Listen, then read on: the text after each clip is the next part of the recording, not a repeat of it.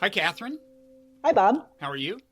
I'm good. How are you? I'm fine. Let me introduce us. I'm Robert Wright. This is The Wright Show, available in both streaming video and as an audio podcast.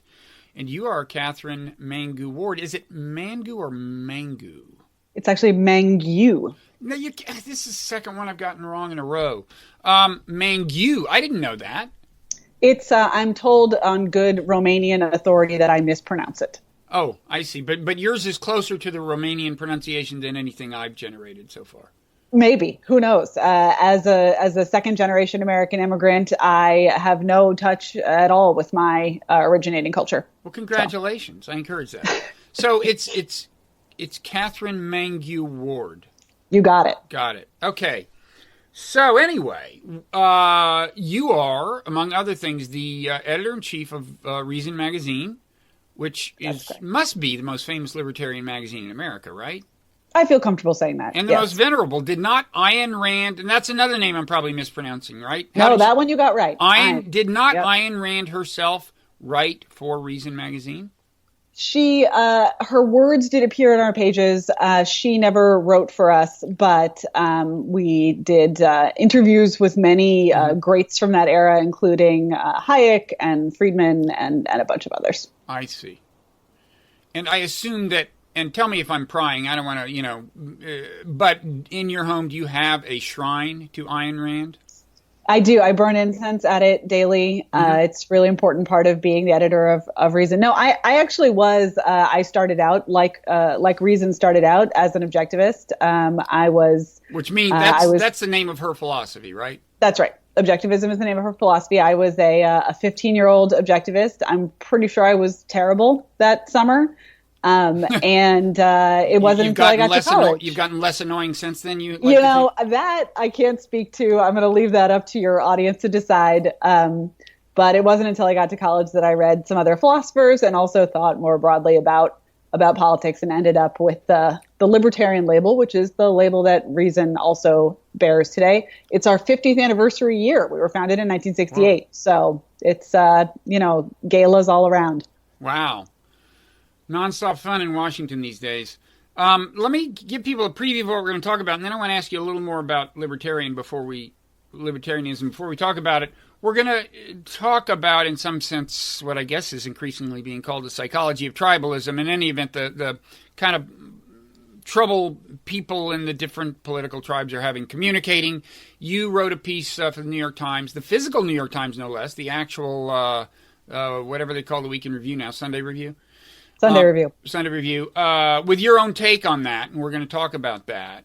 But let's talk a little more about libertarianism.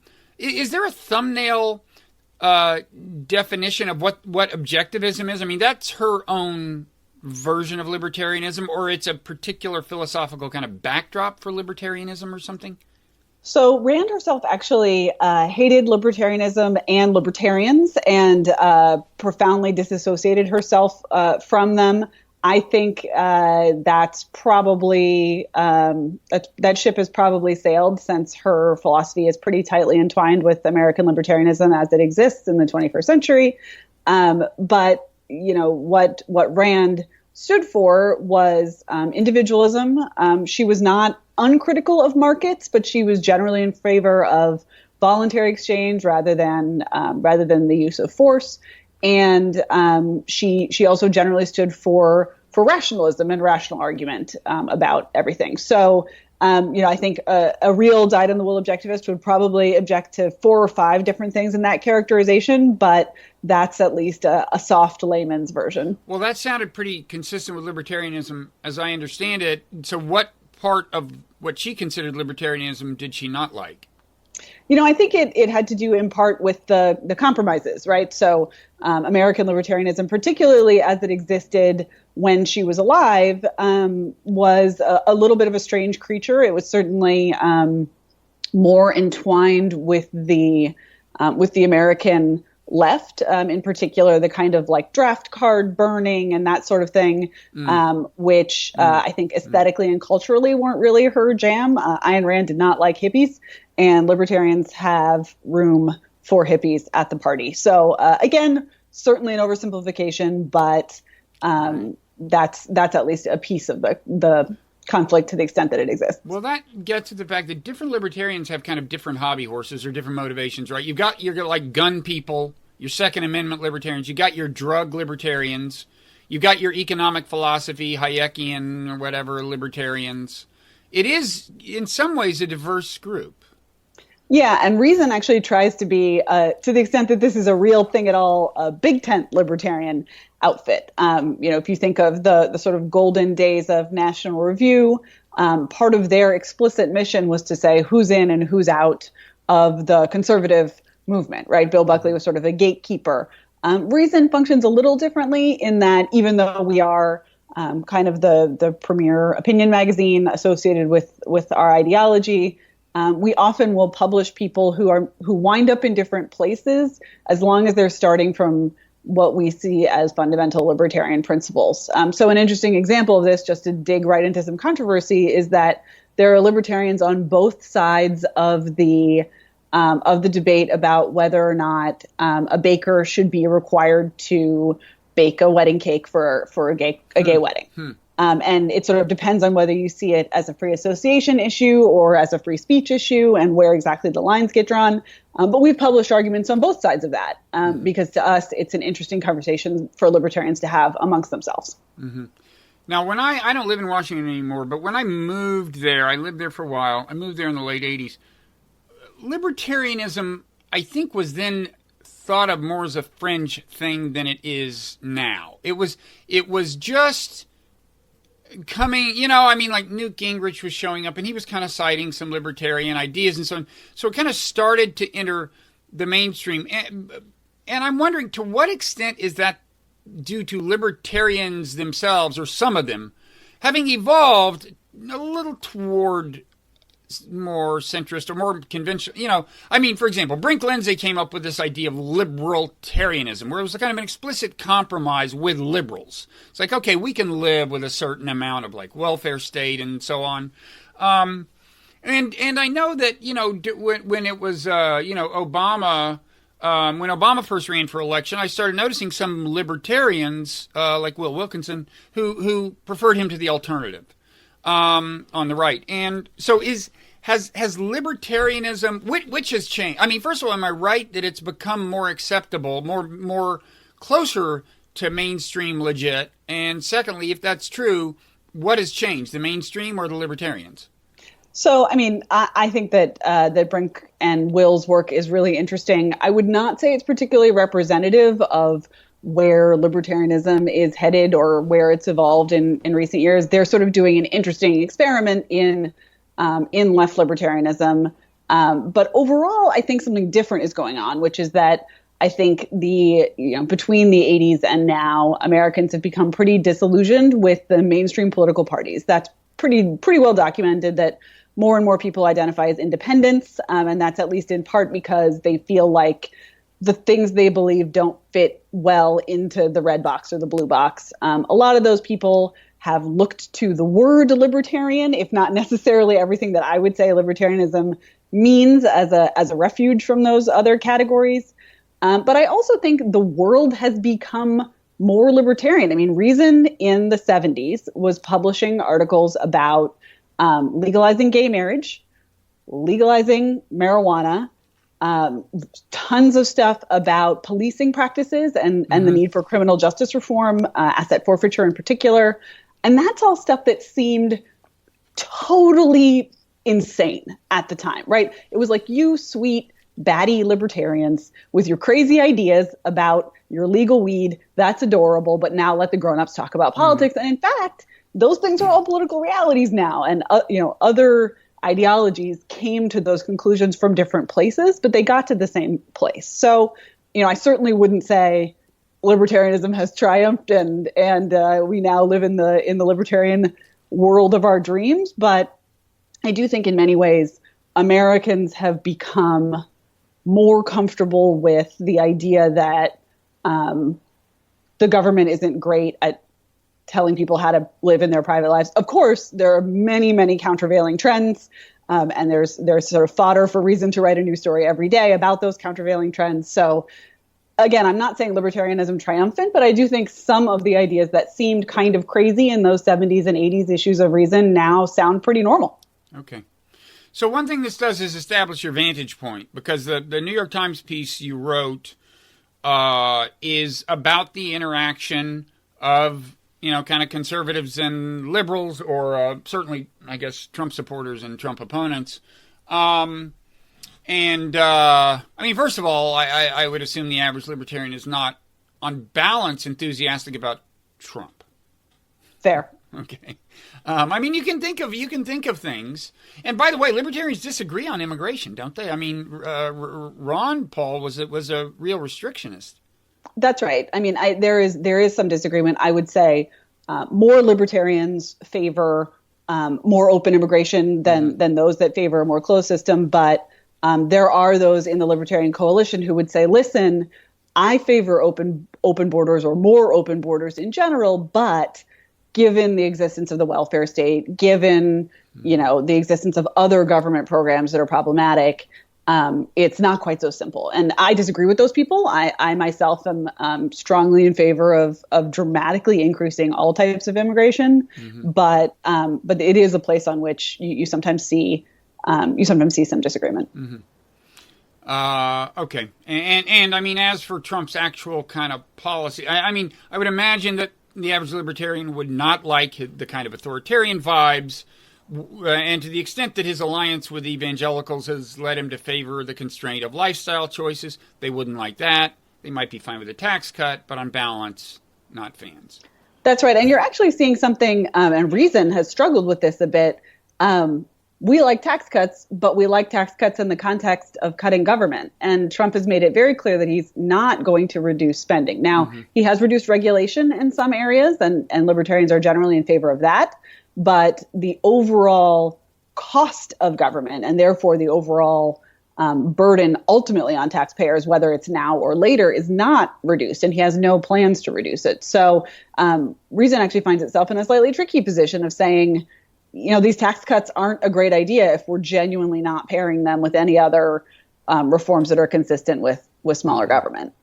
Now, some of the deregulation that I guess he hasn't actually, I don't know how much he's actually done, but some of that would be to the liking of libertarians.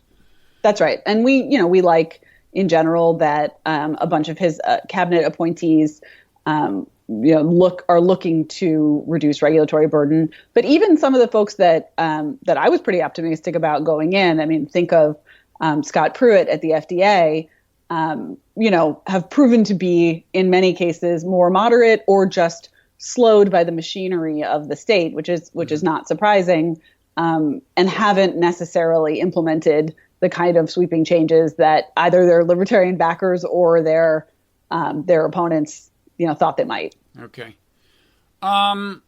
So with all that as preface, so you have kind of a theory of the case when it comes to kind of political polarization, psychology of tribalism. You wrote in the piece, the problem isn't just filter bubbles, echo chambers. In other words, these kind of, technological, structural changes in the way that we communicate, or alternative facts. It's tone. So lay out what you mean by that.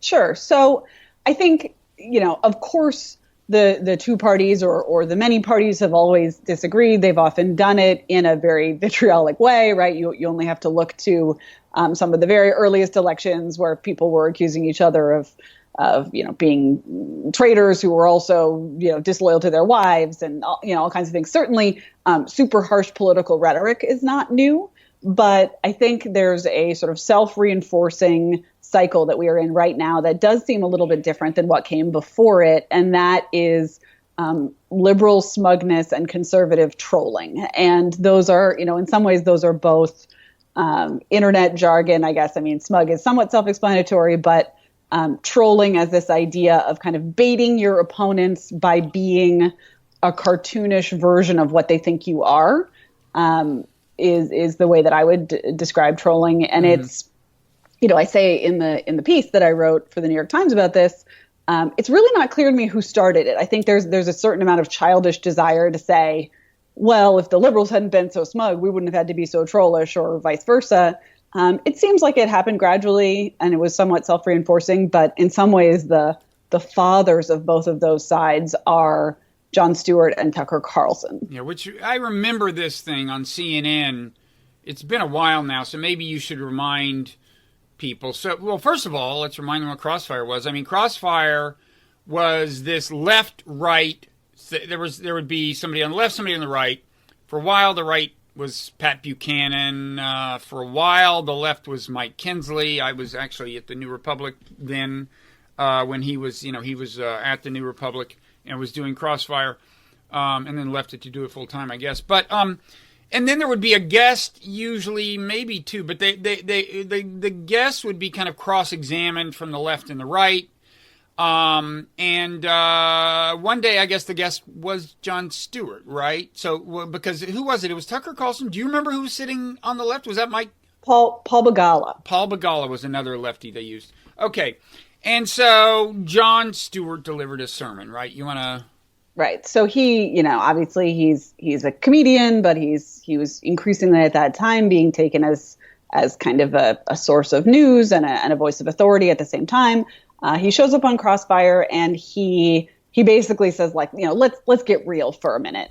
And then he proceeds to scold both Carlson and Begala for ruining America because of the form of political discourse they're conducting. And he points to a bunch of things. He says, listen, there's this sort of both sidesism happening in your conversation where you weight everything equally, and that's wrong. But he also sort of generally calls out the partisan tone of the conversation. And depend on who you listen to at the time. I think this was 2004, maybe, depending on who you listen to at the time, people tend to decide what their guide. Let me say I was wrong then to say I was at the New Republic. I was conflating things, but go ahead. And I may actually have the year wrong, so I'm not 100% sure. But I wasn't wrong that I was at the New Republic. I was. It was just at some point, an earlier honestly. Period. Yeah. Go ahead. So I think what happens there is that Jon Stewart establishes himself as sort of the voice of being above the fray and having a good perspective on it. And he says, this type of discourse is bad. Now, at the time, people said, like, he's a truth teller. But in fact, when you look back, it seems to me, and it seems to others, including Gerard Alexander, who wrote a great essay about this in the Times a couple of years back, that this is the moment when sort of smug liberalism coalesces around a certain style. This sort of, you conservatives don't even know what's best for yourselves. Your way of arguing is bad. Your underlying arguments are bad. You're probably kind of racist, et cetera, et cetera. Mm-hmm.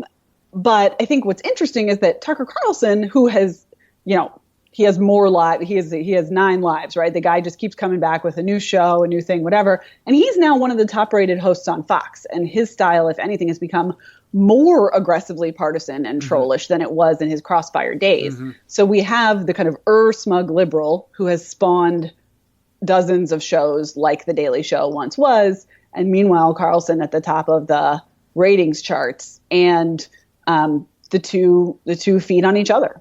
Yeah. Before we get more into this dynamic, the trolls versus smug dynamic, I want to say I'm not sure about Crossfire at the very moment Stewart did this, but in retrospect, compared to today, much of Crossfire was like, a love fest. I mean, honestly, I remember that when Mike Kinsley and Pat Buchanan did it, they actually kind of liked each other, and you could tell it. And also, the other thing is Mike Kinsley and Pat Buchanan, compared to, I think, most of the people you see on cable news now, were like Einstein. I mean, they were both serious people who thought serious about their own ideology and its underpinning. And I suspect if you went back, you'd find that the cross-examination was pretty intelligent. Now, granted, if we're fast-forwarding to like Tucker Carlson and Paul Begala is a political operative, right? He's going to be a talking points guy, and Tucker Carlson seems to me like something of an opportunist. I don't know. You can weigh in as you like or not at all, but I want to say that at one point, I'm just trying to chart the evolution of America's decline into hell, where we are now, and I would guess that Stewart was not wrong to say that things were going badly by then, but that they probably weren't nearly as bad as they are now, which is part of your thesis. Yeah, and actually, a piece that I think is undervalued is that if anybody used to have a monopoly on smug, it was the right. I mean, if you go back further, so back well before this exchange, the kind of patrician, waspy intellectual right certainly trafficked in smugness. Right, well, Bill Buckley seemed smug. Right, and that was absolutely a charge that. Particularly sort of progressive liberals or progressives laid at the door of the right, I think somewhat fairly, but at some point that switched, and I think where we are now is that the sort of elevated tone of the golden age of Crossfire aside, there's something different. There's something different about the way that partisan discourse is happening, and not least that it's happening. The discourse is getting worse at a time when policymaking is more or less stalled. That this is not sort of vitriolic language in the service of high stakes legislating. For the most part, it's vitriolic language that grinds everything to a halt. Mm-hmm. And so you see this dynamic, this this positive feedback cycle between smug pronouncements that tend to be from the left, that tend to be disdainful of the right, and that in turn trigger more kind of trolling from the right, which in turn triggers more smug disdain and so on, right? Right. And I actually feel, I am in many ways uneasy being a speaker for either of these sides, right? I'm a libertarian, and I see that as truly being not on Team Red or Team Blue. And so I feel a little bit awkward about saying, here's what I think conservatives are up to, and here's what I think liberals are up to, because, in many ways I'm not fully a part of either of those conversations. But the very strong belief that I hear and see on the part of the left, which is that this is embodied in, or sort of best described in the great Vox piece about the smug style in American liberalism, and it basically says, as the Democratic coalition, as the middle of that coalition hollowed out, as it became coastal super educated elites and then people of color, and as the sort of unionized working class dropped out of the Democratic Party coalition and joined the Republican coalition. People on the left sort of perhaps understandably grumpy about having been abandoned by that demographic started to speak ill of it. And that is the sort of origin of this particular subset, which I think is the most pernicious on the left, of claiming that the motivations of those people in particular couldn't possibly be good, or to treat them as not being in good faith. So it's assumed that they're either racist or they're essentially economic nationalists, because what else could explain their support for the Republican Party? When in fact, I think an effort to look at that demographic's political shift in good faith is, you can find lots of reasons why they might have abandoned the Democratic Party for the Republican Party that have nothing to do with being bad people or holding sort of beyond the pale beliefs. Yeah, so let's look at some of those, because I think you're right. Well, I think initially the reaction, if you go back to the book, What's the Matter with Kansas, that it was just kind of befuddlement. It's like, don't you people understand that your economic interests lie with the Democratic Party? We're going to give you health care. We're going to give you, and so on. So there was that, and I even forget what his explanation was in that book. I'm not sure I ever knew. But I think you're right that, and I think this is partly an artifact of Trump, of the age of Trump, where there is an attribution to this demographic, the kind of white working class, whatever, that's moved to the right, of racism, of xenophobia, whatever. I think that's very common. But in any event, what is your explanation for why they might rationally or understandably have switched party allegiances?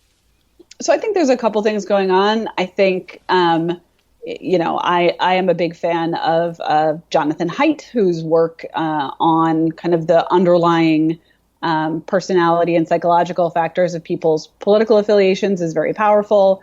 And one thing that he says is, people on the left speak the language of care or harm and justice or fairness. So they want to kind of help the least well off. They want to maximize utility. They want to do what's fair. And people on the right believe in those things too, but they also have other values. And those values, people on the left are typically blind to them. So they value in-group loyalty, right, which includes like patriotism, and they value authority. That if you cede to an authority, like for instance the head of your church, that there's virtue in that, and or even the head of your party. And so I think some of what you're seeing in the white working class is that they speak those languages. They speak the language of in-group loyalty and authority, and they found themselves being badly received on the left when they spoke those languages, and well received on the right, which has always spoken those words. I think again, this is a place where, as a libertarian, I'm thinking, well, the Republican Party used to say, yeah, we're not in favor of protectionism. We're not in favor of increasing entitlements. We were anti-union, and Trump reversed a lot of that. But that was always around, embedded, one might argue, even in the Tea Party, but certainly the sort of populist Republican upswing was characterized by stuff that those white working class voters wanted to hear over and above anything like racism. And are you saying the Democratic Party had become less amenable to those kinds of values, respect for authority, sanctity? I think that, the sort of Reagan Democrats, or even the sort of Blue Dog Democrats, had a way of talking about those things that was consistent with their ideology, and that fell away at some point. I should say, like, I'm pretty sure I don't understand those values on a visceral level, right? Like, libertarians are not really into loyalty and authority. Well, I was about to ask that. And I've wondered about Jon's, model, which is now kind of famous. I guess he laid it out in the book, The Righteous Mind. Yep. Like, if you accept that it's applying to politics at the moment, to what extent is he tapping into things that are true of conservatism in some generic sense? That follow almost from the actual ideology, and to what extent is an artifact of the demographic constitution of right of center of the moment, right? And the first thing I thought is libertarians don't fit this model, and they are thought of as more right than left. So one thing that Haidt actually has written about is that, he was using existing metrics, right? So he didn't make up this scale. He borrowed it from other psychological study uses, right? It was already around, and mapping it onto left and right had the problem that any left-right spectrum has, which is that some people don't quite fit easily on it. I think historically, because of the Cold War, essentially, libertarians had affiliated with conservatism, right? Like, we can both agree communism is downright bad. In the post-Cold War era, that falls apart a little bit more. I think nowadays, libertarians don't particularly have a lot in common with the American right, more than they do with the left. But Haidt actually eventually kind of added a corollary to these 5 principles, which was just liberty, just people who value liberty, and basically said, like, yeah, there's some weirdos that just value really, really high on, or just score really, really high on liberty, and that's just, and those are libertarians. That's just like a third demographic, a third dimension. Yeah, and I should say, I'm sure I'm not. His work is very technical in some ways, and I'm sure I'm not doing it full justice here. But yeah, essentially that he acknowledged that left-right spectrum doesn't have the capacity for some other measures that we care about. But for instance, another thing that he has on there is purity, is valuing purity, and you can see that's a conservative thing. Yeah, it's a conservative thing, but there is a lefty version of it, right? Like, no one is just straight up one thing or the other. So people on the left, they worry about BPAs in their plastic and GMOs in their food and vaccines in their bodies. And I mean, there's a real lefty variant of the obsession with purity. So how does he deal with that? That does seem to complicate his model. He just says, like, listen, everybody has some of this, but that by and large, there is a deafness in the ideological clustering around the American Democratic Party right now that's really very low on valuing anything besides care, harm, and justice, fairness. Okay. Yeah, I mean, on liberty, basically, I mean, economic liberty is associated with conservatism. Lifestyle liberty is associated with the left, with liberalism. And then libertarians, you would say, are consistent. Therefore, liberty across the board. Right. Although I actually have found, so I used to say, people say, oh, real quick, what is a libertarian? I used to say, fiscally conservative and socially liberal. But I now find that people don't know what that means anymore. That people sometimes think socially liberal means favoring entitlement programs because that's become so central to what it means to be a liberal that they sort of don't even think about this question of like, oh, you mean, drugs and abortion and, whatever. And that likewise, people don't associate conservatives or Republicans in this country with fiscal discipline. Republicans have been terrible on that for decades now. So that description no longer works as well as it used to, and I think that's telling. Mm-hmm. Okay, so back to this trolls versus smugs dynamic. I guess I'd ask to some extent the same question I ask about about John Haidt's kind of model. Like, to what extent do you find it on both sides? I mean, first of all, smug is associated with disdain. It's associated with self-righteousness, and certainly there's mutual disdain, right? I mean, and there's a strong sense of righteousness, at least, if not quite self-righteousness, on the right. Mm-hmm. So I guess maybe I'm asking you to define as precisely as possible, like, what is this smug sensibility as opposed to the versions of kind of disdain and self-righteousness or whatever that you would find on the right. Yeah, you're talking about my people. You're talking about my people here. I think in many ways, smugness, as it's currently constituted, is a form of trolling, right? I mean, Jon Stewart was quite aware that what he was doing was poking the hornet's nest, right? Mm-hmm. He was sort of parodying the views of the right, and not affectionately, as a way to get a rise out of them. And as I say in the Times piece, I think in many ways the lesson that people learned from Stewart's intervention in Crossfire was do as I say, or was sort of do as I do, not as I say, right? That he was saying everyone should be calm and fair and nonpartisan, and let's talk about the real issues. But then he went back to his show where he was like, this conservative has on stupid pants. Mm-hmm. And that, in some ways what the right learned was that lesson, that, you win through mockery and you win through kind of attacking the aesthetics of the other side rather than on substance. Yeah. I have to say, though I'm a liberal, I always found Stewart a little annoying. I found his Crossfire speech very annoying, and much of his, I never really resonated to his particular sense of humor.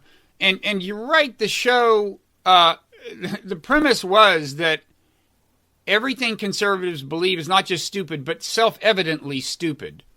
The joke was, isn't it obvious how stupid this is? Right. Well, and so this is actually a big piece of it, I think it is often a sincerely held belief on the part of people on the left that if the people on the right just understood the facts of the matter, if they were just given the right data set and sort of, put into a calm state of mind, that they would agree with liberals, right? That like it is a failure of understanding rather than a different set of values, mm-hmm.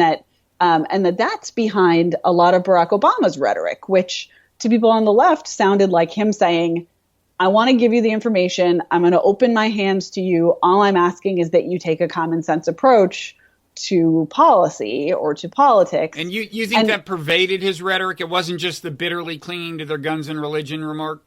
I think it did. I often found myself chafing in his most statesman-like moments, in his State of the Union speeches and his inauguration speeches, these sort of almost asides where he would just say, like, I'm sure we can all get together and agree that I'm right.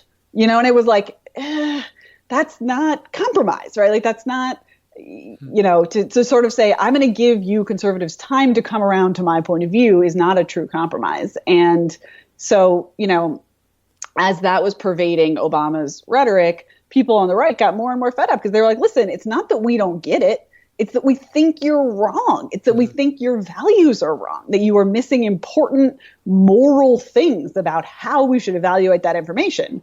And then this gave rise to the kind of, both sides saying fake news, alternate facts, because again, with this sort of pretense that the debate was about getting the right information, when in fact it's always been about different underlying values. Mm-hmm. Okay, so we talked a little about smugness. As for the trolling side, and of course there are trolls on the right and the left, but I agree that there's a distinctive kind of trolling that comes from the right. Don't you think that's largely a product of the alt-right? I mean, the alt-right really brought energy to the trolling business, right? That is true. And I think, one thing that I struggled with when I was writing this piece is, I do not want to be a defender of the alt-right in any form. They are ethnic and economic nationalists. They stand against everything that I believe in. At the same time, I think at least a few years back, alt-right was a broader category that included people who just made dumb memes. People who just were sort of screwing around on the internet. And like, were they being helpful? Were they like a great part of American political discourse? No. But were they actual Nazis? Also no. And like, as it turns out, some part of the alt-right were actual Nazis and they actually came out with their Nazi flags. And then we were like, okay, so this has gotten pretty bad. But, I think that rhetorical shift toward using kind of memes and sort of exaggerated, jokey, and particularly in-jokey ways of provoking the left, that is not in and of itself something that, like, if you do that, you're a Nazi, right? And unfortunately, I think for reasons of a totally understandable, very strong political and cultural reaction to the notion that there were Nazis in our midst, it all kind of got conflated. Okay. Trump is a troll, isn't he? I mean. Yeah. So Trump is, in the same way that Obama was the president of the smugs, Trump is the president of the trolls. And, I think it's not a coincidence that President Smug gave way to President Troll. And the fact that it surprised conservative intellectuals in particular, that Trump's ascendance was a shock to the National Review types of the world, and then that they stood against it, demonstrates that everyone underestimated the power of populist trolling, right? That the right hadn't yet gotten accustomed to the idea that they did have this kind of white working class voter in their midst in a more substantive way, and the left hadn't gotten used to the idea that they couldn't take that voter for granted. And so the big shift that happened there was people sort of somewhat alienated by the smugness and drawn to a Republican Party that was not too persnickety about big entitlements and economic protectionism. If you wanted to posit a beginning of this earlier than you posit, and this isn't exactly a troll versus smug thing, but I'm wondering, where do you think Newt Gingrich fits into this? He is often singled out as somebody who carried just gutter-level partisan warfare among politicians in Washington to a whole new level. And I think he really did make some important innovations in the art. But where do you see him fitting into all this? So Newt is a little bit before my time, so I don't have like a visceral understanding of how he operated. My understanding, though, is that the difference between Newt's version of this and Trump's version of this is that Newt still did it. He operated primarily at the elite level, that he was sort of fighting it out on the Hill, but that he wasn't turning to the people, right? And the big difference with Trump is he's doing all his work on Twitter. Yeah. That said, though, my colleagues and I actually had a pretty interesting conversation about the comparison between Newt Gingrich and Paul Ryan recently. So we do a Reason podcast. We release it every Monday. It's me, Nick Gillespie, Matt Welsh, and Peter Suderman. And do you ever have guests from an alternative perspective? We don't have outside guests for that. We do have, Nick does interviews for our podcast as well, but that Monday talk show is just us shooting the shit. Okay. And Peter and I were sort of saying we had hope that Paul Ryan would be a model of someone who had many libertarian leanings, but had gone for the kind of get as much power as possible and then like do good with it strategy. And the fact that he had in fact done no good at all with it from a libertarian perspective was bumming us out. And Nick and Matt were like, why did you guys have hope about Paul Ryan? That's crazy. And then we realized it's because like Newt was their Paul Ryan. Like the like sort of older generation of libertarians had those same thoughts about Newt Gingrich. Okay, he's a little weird. He's not totally libertarian, but he's going to grasp the brass ring and then he's going to, you know, make all these reforms. And so they had sort of had their innocence taken by Newt, and Peter and I hadn't fully crumbled until the end of Paul Ryan. Newt has turned out to be completely opportunistic in retrospect. Right. And I think, by the way, his trolling, it wasn't trolling per se, partly because social media wasn't available to do trolling on, had to do with his just penchant for hyperbole and his just kind of meanness and his tendency to play to a crowd. In fact, some of Trump's instincts, it's just that, again, he didn't have the social media to do the trolling on. So I mean, if we're locked into this dynamic, and I think it's there definitely is some of that, of kind of liberal smugness interacting in a vicious circle with right-wing trolling. You don't seem to have much hope, if I'm reading the New York Times piece correctly, that things will get better.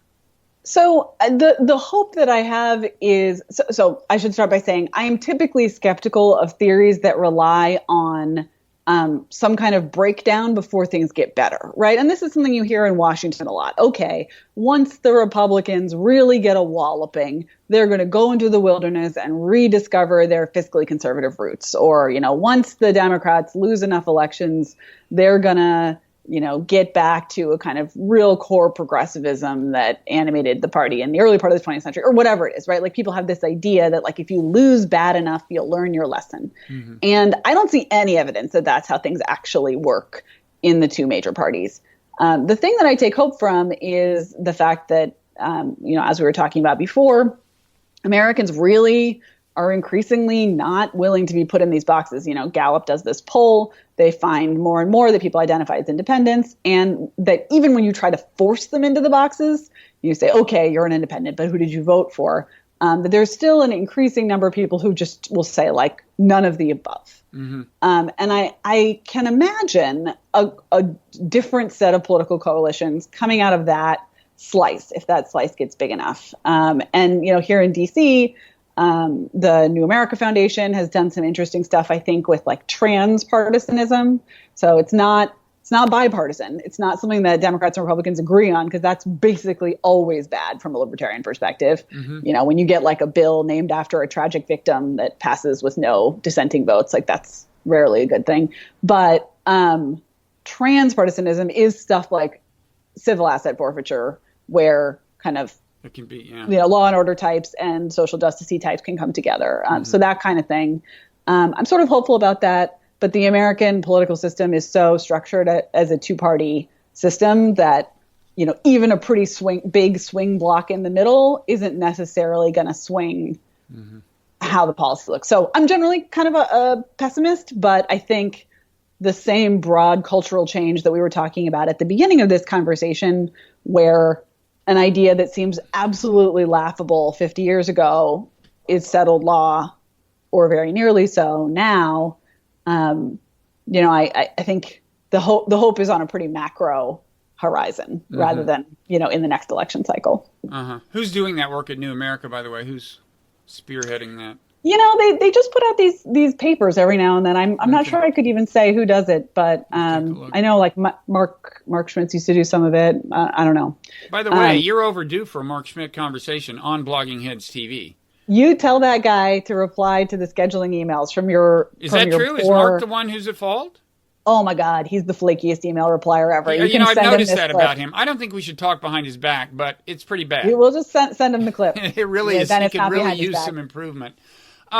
So I guess, tell me what you think of this diagnosis of what's wrong with some of the attempts to fix this problem. It actually brings us back to Jonathan Haidt. I was at a party in New York that he was at a couple months ago, and I won't get into details, but it was a party that was for the purpose of kind of talking about this stuff, but it was bigger than a dinner party, so a few people actually got up and talked for like 5-10 minutes, and he was one of them, and he said this thing like, so maybe what we need to do is just, maybe there's a simple set of rules, and I forget what the rules were, but it was like think before you tweet type things. It was like, have self-doubt. It was like, if everybody would just do this.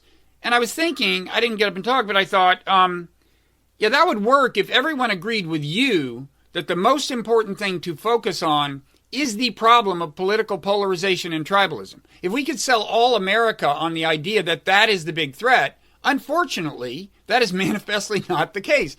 Almost everyone I see on Twitter thinks that the big problem is that their ideology is under siege or is not prevalent or whatever. And so it seems to me part of the, if it is true that actually, and I think it is in some ways, that unilateral disarmament, so to speak, is in your own interest. In other words, if liberals can be convinced that the smugness or various other things that I would say are tactical missteps on Twitter are actually helping Trump consolidate his base, right?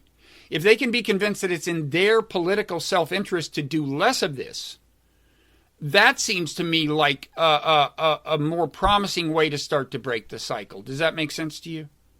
It does. I will say, though, that the response to my Times piece from people who could be labeled Team Smug has been the opposite of that. It's been like, well, listen, sure, maybe you're right about how this rhetoric isn't working, but what's our choice? If we see the truth and people on the right are so wrong, we can't but say it. Like, we have to say it. It's our obligation to say it. And so that path, at least in the circles that I travel and communicate, doesn't seem to be very wide open. I love Jonathan Haidt's work. I find his proposed solutions to be often a little bit weak sauce because it's a hard problem. Mm-hmm. Another set of his work, though, is something that he actually co-wrote a cover story with Lenore Skenazy for Reason a few months ago, which was basically about how to raise resilient children and how to create another, the next generation of people who can kind of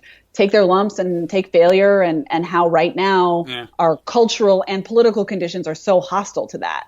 I think that piece of his solution is more compelling. That's another thing of his. He wants no snowflakes in the next generation. No snowflakes. But and I think that's true. I think that's actually would be helpful. I'm not sure we have that much time. Wait,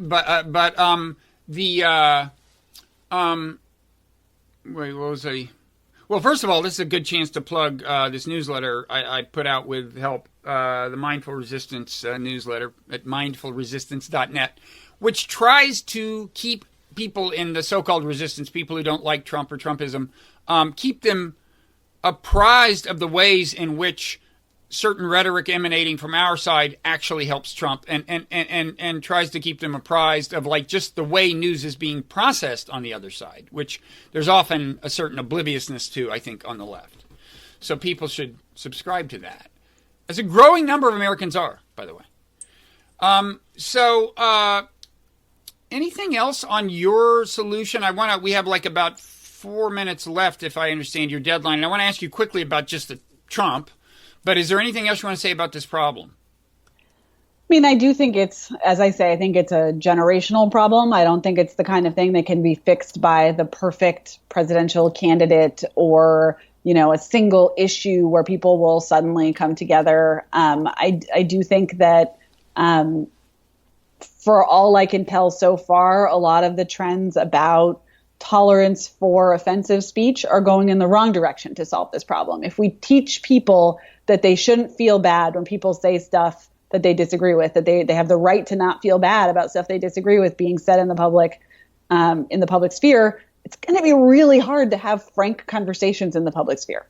And so I am, I guess, pretty pessimistic about that. But in the long run, I do think people are in general more inclusive and more open and have a sort of expanding circle of humanity, and that all of that may come together to counter what I hope is just a sort of blip of tonal awfulness right now. Mm-hmm. Okay. And quickly on Trump, like, where do you see this thing heading? Re-election, impeachment, midterm disaster, what?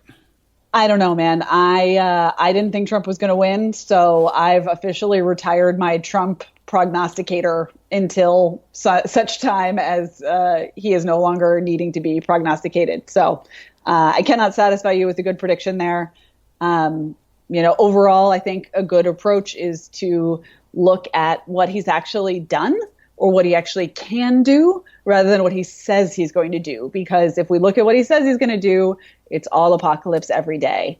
And in fact, it's not apocalypse every day. It's just sort of bad-ish most of the days. And that's a big difference. So has it worked out like not as badly as you feared the day after the election? I didn't have the full-fledged post-election hair-tearing meltdown that many people did, but I remain not optimistic about the Trump presidency. I also do think, though, that our checks and balances and our institutions have proven to be pretty robust, and so that's encouraging and kind of making it through the next 3 years. Mm-hmm. Okay, yeah, it was. I think the key part of the balance of powers that was spelled out in our Constitution is the special counsel part of the Constitution, where they say always appoint a special counsel when the president seems to be a creep. Every time. That is actually where some of my hope lies. Though it's not, of course, in the Constitution. Well, thank you so much, Katherine Mangu-Ward. Is that correct? Still no. What did I say? What is it? Mangu. Oh. Okay. It's all right. I got the U part. It's just that I went from hard to soft on the G. Mangu-Ward. You got it. I got it. I will never err again. So people can find Reason Magazine at, what is the URL? Reason.com. Naturally, and there's a Reason podcast that people have permission to listen to if they have listened to all of the Blogging Heads podcasts, and have spare time. It's no worse a way than any other to spend time once you've exhausted the Blogging Heads oeuvre. So I recommend that. Anything else you want to plug? Twitter handle, anything? Sure, you can follow me at KMangu-Ward, and follow Reason's account at Reason. Okay. Well, thank you. I'm going to get busy trying to get Mark Schmidt to sign up for another conversation with you. Good luck with that. Yeah, thanks a lot.